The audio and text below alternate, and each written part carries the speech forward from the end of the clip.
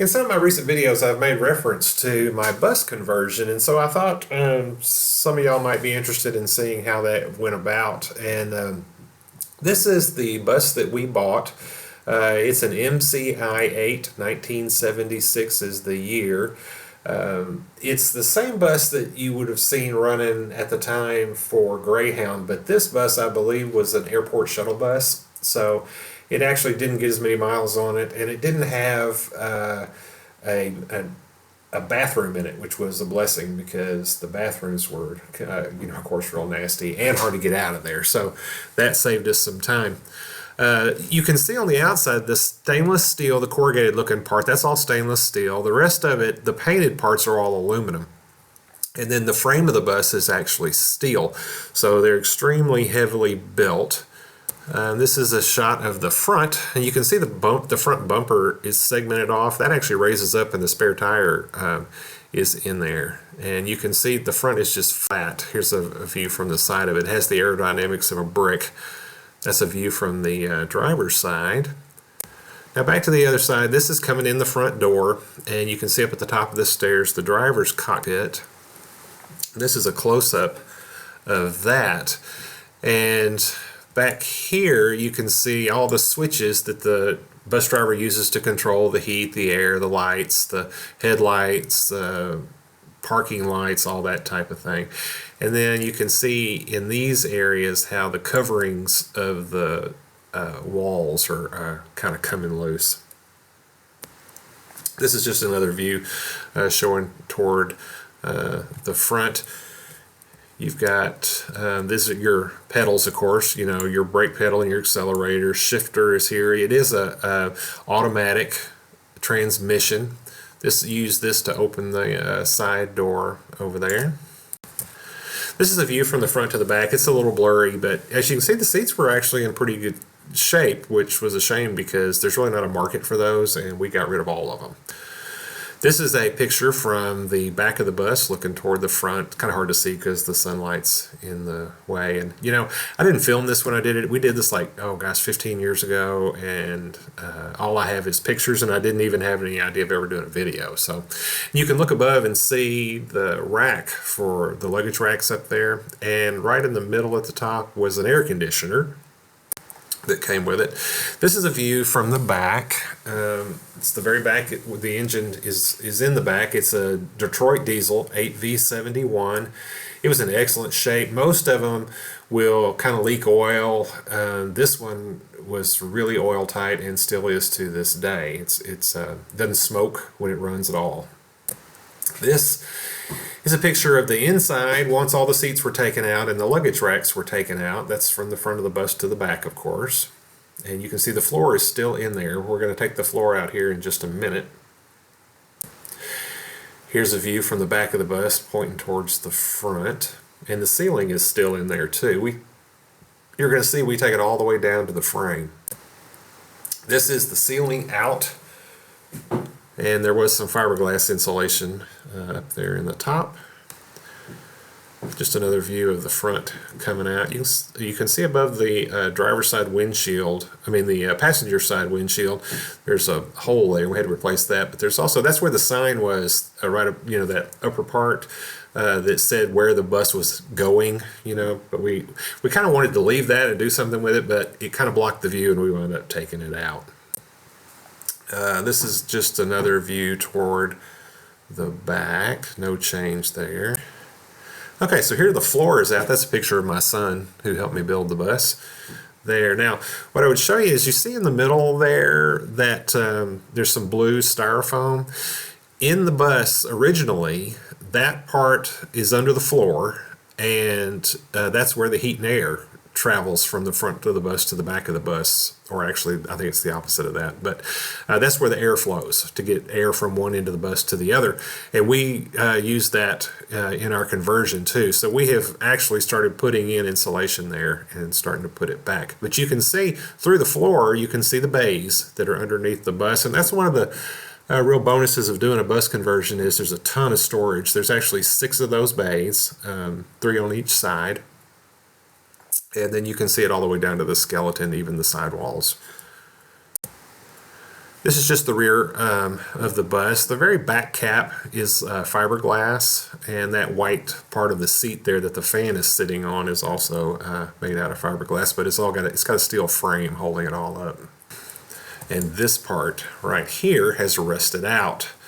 There's some other rust on the other side. So this is a picture with all of those parts removed, taken out of there.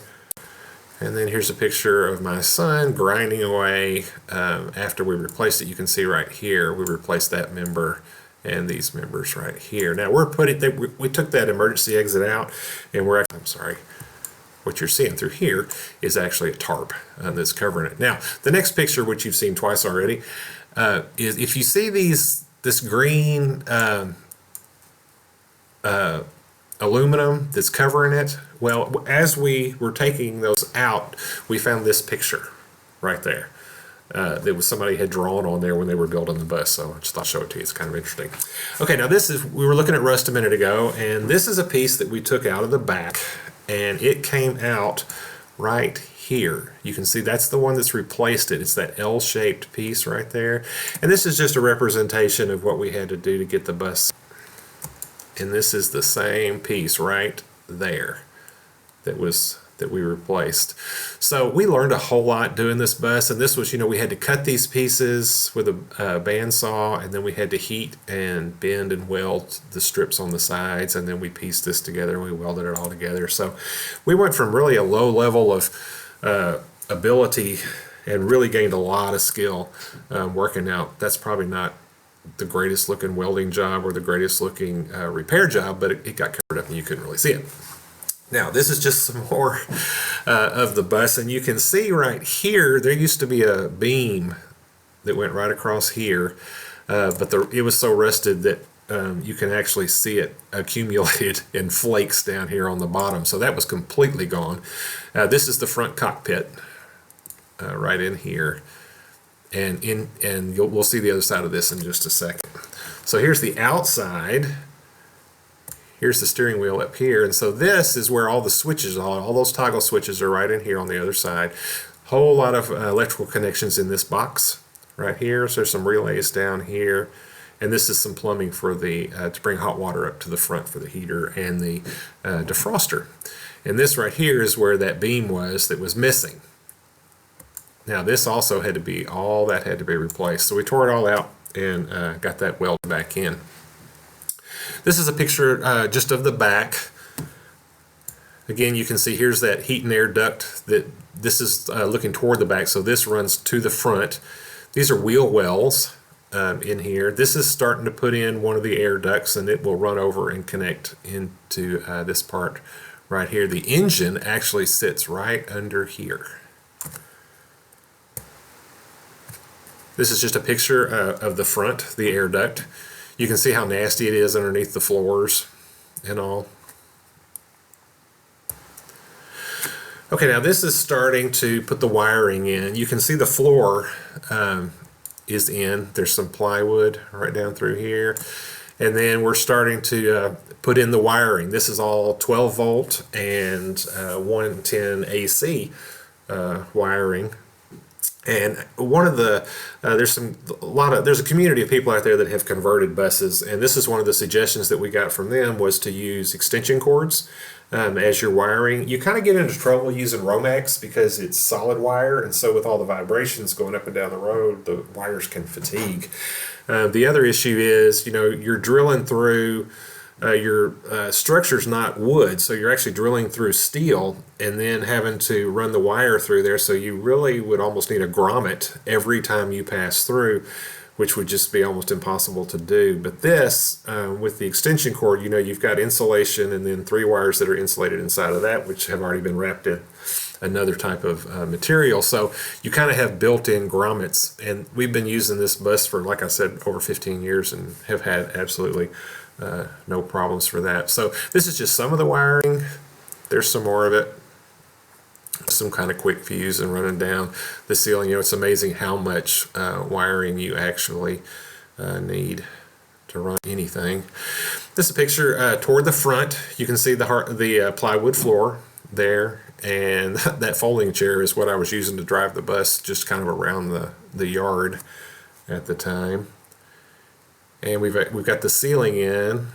This is more of the ceiling. It's just 1/4 inch Luan that we covered it up. You know, you had to drill a hole for each one of these wires to come through as you did, and then all of this was screwed back into place. We use those screws that they kind of have a drill bit on the end of them. They're very hard, and so they drill a little hole, and then it catches some threads, and it cuts its own threads and pulls up. And they are fantastic screws. They did a really good job for us. So this is from the front to the back, and you can see you've got some windows missing on the sides. I'm going to cover that in just a minute in more detail. We're going to go outside and kind of go back in time and look at that. This is from the back looking toward the front, and again we're just looking at the shelling out the inside with the 1/4 inch Luan. And the very back of the bus. Okay, so now we're standing at the front and we're looking toward the back, and we've got some walls in here. Now, one of the interesting things about doing a bus is there's no straight lines anywhere. The floor slopes from the back of the bus down to the front of the bus. The sides are not straight. From the floor to the bottom of the windows is the straight line, but it's not at a 90-degree angle to the floor. And as you can see, the top, you know, up here is just a curve. So almost everything you put in place, you have to get a piece of cardboard, make a template, make sure it's the right, and then cut it out of the wood. So this is the hot water tank, and there's going to be a kitchen cabinet that's going to go across here to cover this. But so the hot water tank is here. This is actually the furnace for heat. It's a propane fired furnace. Right behind that is a set of bunk beds. There's 2 on this side and 2 on this side, with the refrigerator in front of them on here. So on this side it goes bunk beds, and then the toilet, and then the shower, and then you're all the way to the back where the master bedroom is. On the left side you've got the refrigerator, 2 bunk beds, and then a sink, which is right across from the toilet, and then you have a dryer with a closet above it on the left hand side. We do not have a washer in the bus. We found that we could stop at a washateria and wash our clothes really quickly, and that was the preferred method, but we had lots of times when we had wet towels and wet clothes. We'd go swimming, or we'd get caught in the rain, or everybody would take a bath, and then you have all these wet things, and you can't hang them in the bus and dry them because the humidity gets too high and they won't dry. So a dryer we have found to be extremely useful, and the washer not so much. If we'd had room, we would have put one in, but we didn't. Okay, so we are now at the front of the bus. If you look to the right, down here in the bottom, that's the furnace that we were looking at just a second ago with the radio sitting on top of it, and here's your bunk beds right there. So that's just kind of a view of those. There's 2 bunk beds, and then underneath is a storage area. This is the left hand side, just right across from there. So you've got the fridge on the left, and then you've got the 2 bunk beds which are directly across from them. There's the sink is right in here, dryer's right in here, and then back there is the master bedroom. Now we're back in the master bedroom and we're looking forward. So now on the right is the dryer, that's the sink, bunk beds, and then you're back to the front right there. Now we're just looking up the other side.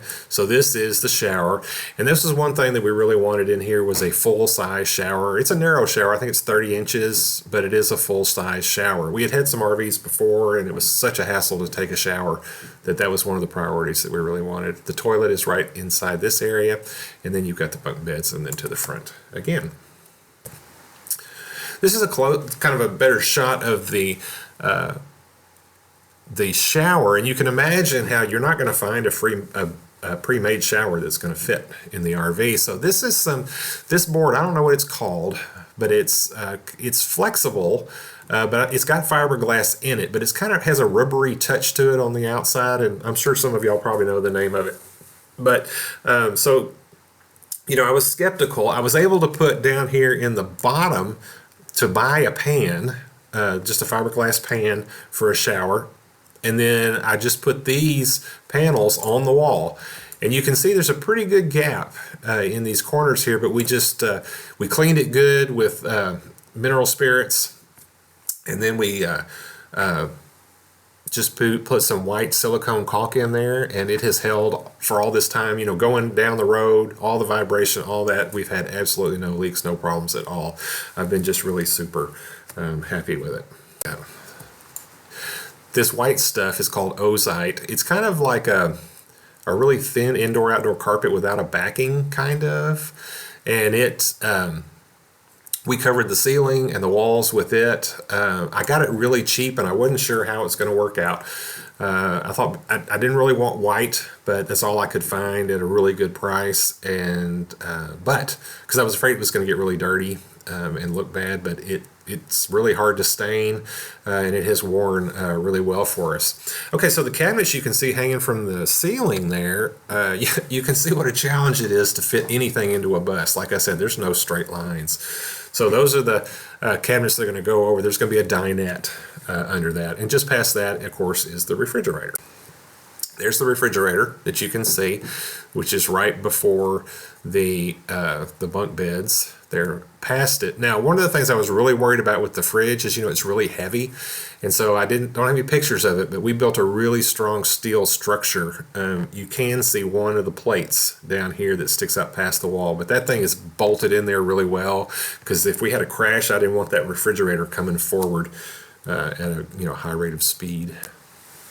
Okay, so this is again from the front. The first cabinets we looked at are on the left, and on the right are the kitchen cabinets. This is where we talked about earlier. The hot water tank is in here, and the furnace is right back here. Here's the kitchen sink. The stove and oven's going to go here. Microwave above. You'll see all this in a minute. Now this is just a close-up inside the bunks. This is, of course, an upper bunk on the driver's side. All four of them have a outlet right here, and then a light, and then there's a curtain that you can pull across the front. So each one of them, it's kind of like, you know, the old, I forget what they call them, but on trains, you know, you had your own little compartment. It's kind of like a cocoon in there that can close it up. And I've got 4 kids, so there was one for each one of them, and all the kids just really loved the bunks. There's a picture of the shower again with the ozite in place. Here's a picture of the back with the cabinetry in there, started out. No doors on it yet, but the outer part of the cabinets is in. This is the dryer that we talked about before, and there'll be a rod put in across that, and then some cabinet doors to make a closet out of the top part. And that's really the only place we have to hang anything. That's the sink, of course, which is, you can see, is right next to the dryer. And so here we are, pretty much finished. And this is from the front, looking to the back. You can see the kitchen cabinets on the right. The stove above that is a vent-a-hood, and then the microwave. And you can see the cabinet, the drapes here and here. Those swing all the way around. It's also the same kind of drapes that we have in the bunks. This is just another picture of the kitchen cabinets. Now we're going down the right side. You can see the bunks on the right, and this is the storage down there. There's 3 compartments. And I don't know if you've seen those bus tubs that they use in restaurants, 2 bus tables. They're gray and kind of like a Rubbermaid tub.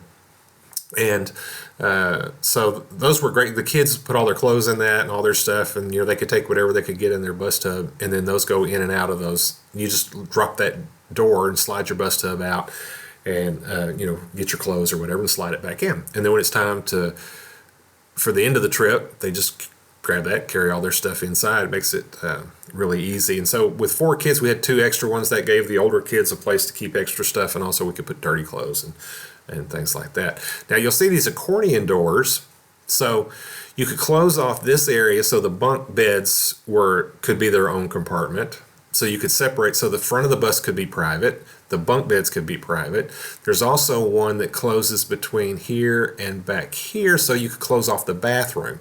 So you could take a shower and have a private space in there, and you could also close off the bunk beds, and someone could change clothes in there. You could have a private area in the front, and you could have a private area in the master bedroom in the back. Here's a shot of the toilet. Now the toilet's not real wide in there, so you get up about 300 pounds, you're going to have trouble getting in there, but so far it's been okay for us.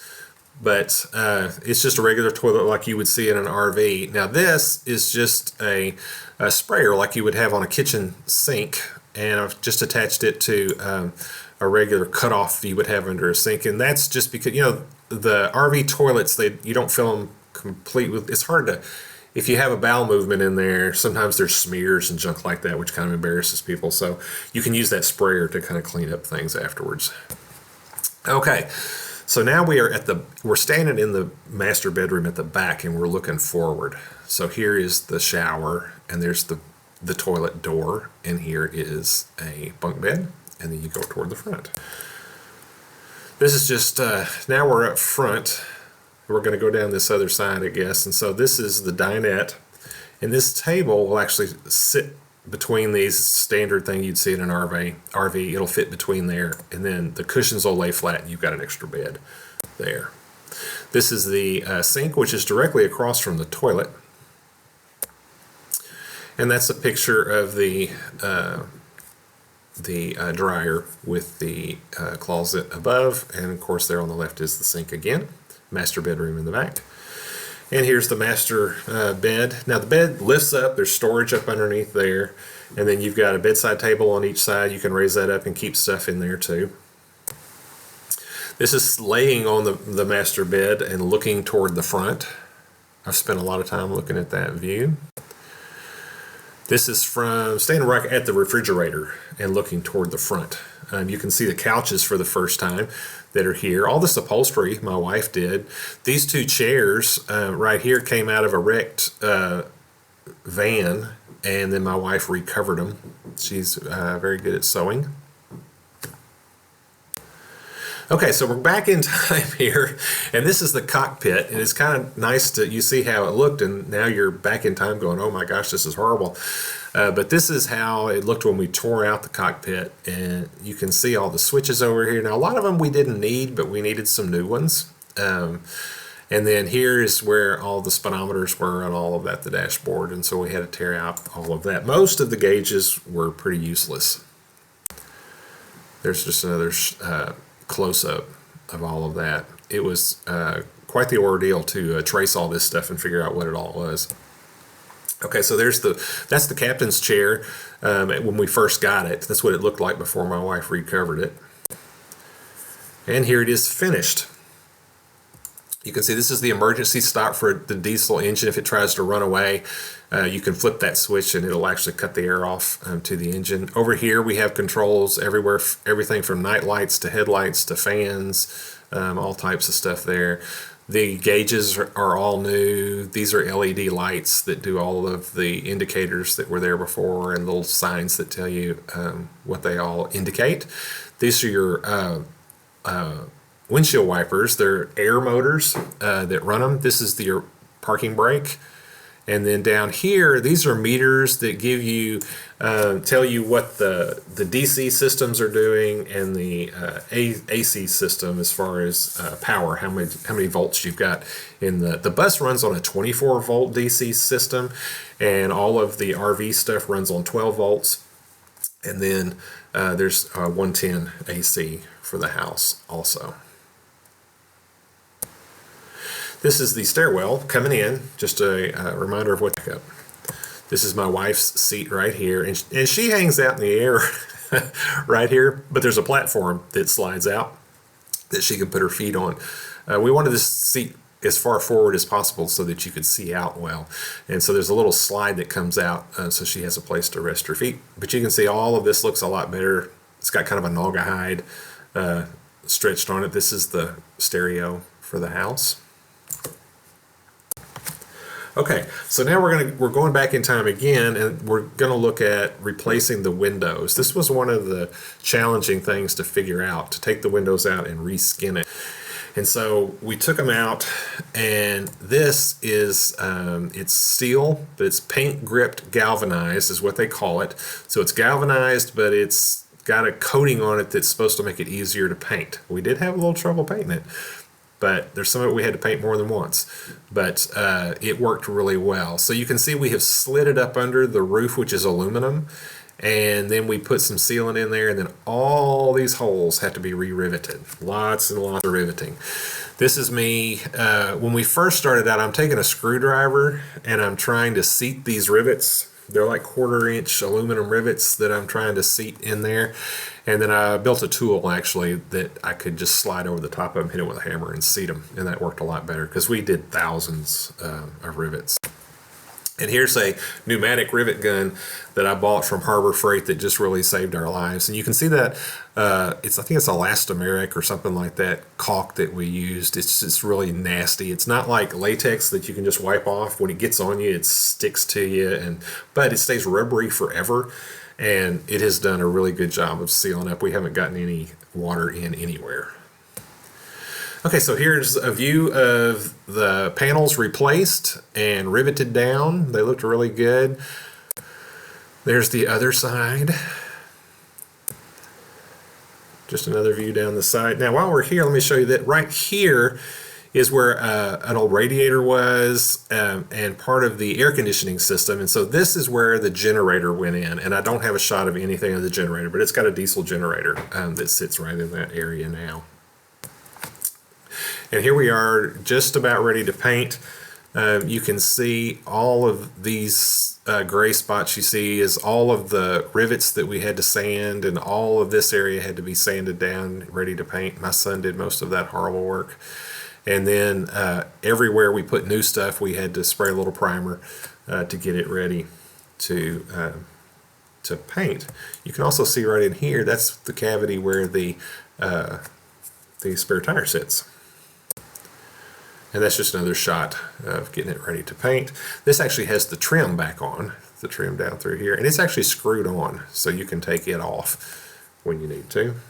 It's not riveted. This is in the propane bay. Part of one of the bays we converted. It's got these two, and I can't remember what size they are, but two big propane bottles, and they clamp down and clamp together. And then this is a manifold that we built. And it goes to, so you can shut off the propane to all the different things like, you know, the stove and the hot water tank and the furnace and those types of things. But that was the first time we'd ever made anything like a manifold like that, so we thought that was really cool. All right, this is the electrical bay, and it's not quite finished, but pretty much. Now, right here, this is the water tank.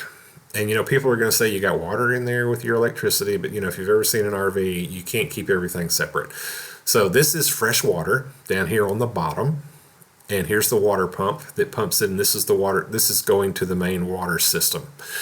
This is all the 12-volt power. It comes in up here on this bar, and then it's fused to these, and it runs out to whatever different types of things it's running to.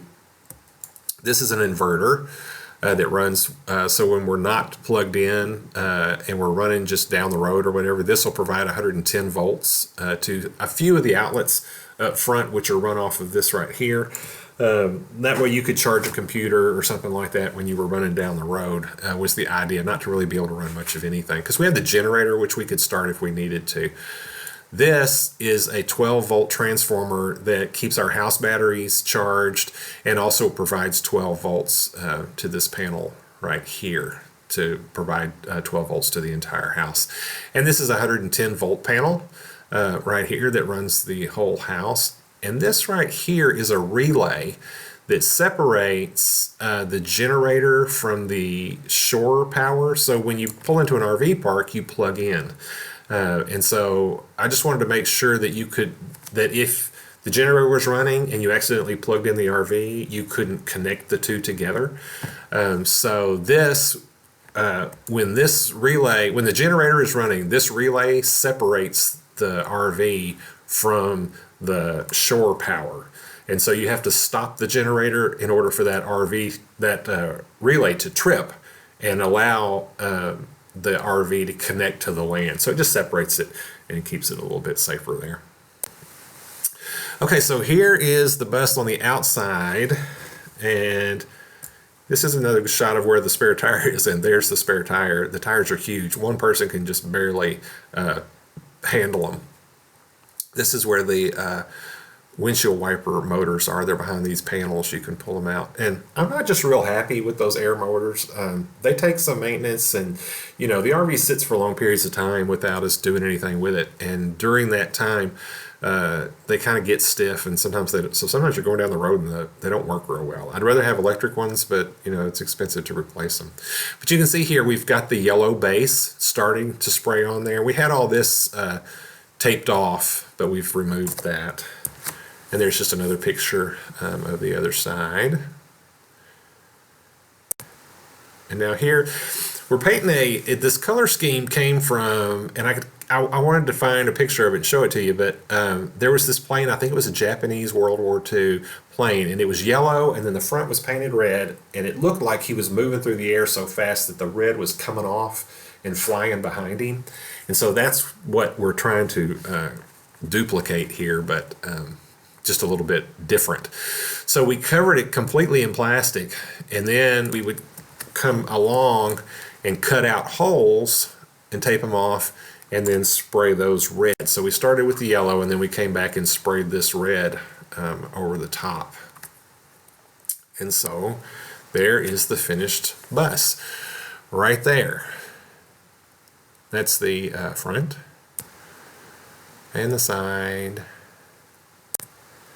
And there's the rear of it. You can see the 3 air conditioners up there. You can see the backup camera up there on it that we had to piece all that system together because we couldn't afford to buy the $800 camera system that you could get.